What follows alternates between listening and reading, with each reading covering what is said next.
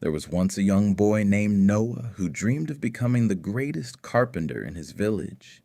Every day he practiced cutting wood, building chairs, and making beautiful tables.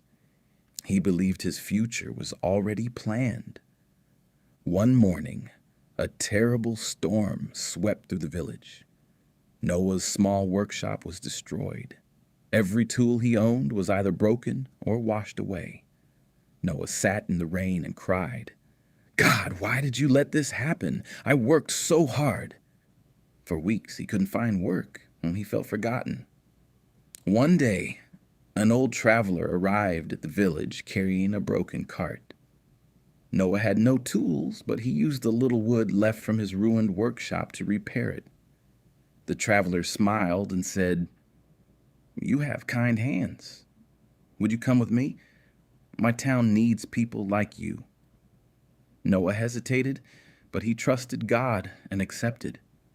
When they arrived, Noah discovered an entire community rebuilding after another storm. Families needed homes, schools, bridges, and furniture.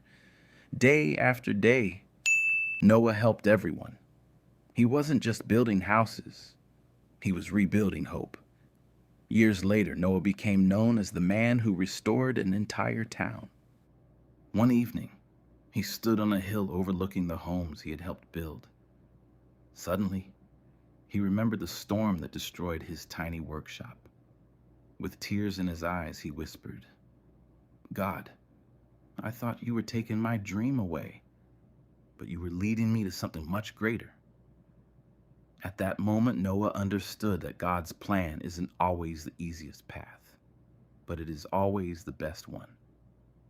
Sometimes we lose what we want so we can receive what we truly need. So if life doesn't go your way, don't give up. Trust God even when you cannot see the road ahead, because God's delays are not God's denials.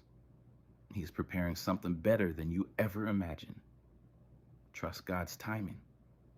What feels like a setback today may be the beginning of your greatest blessing tomorrow. God's plan is always better.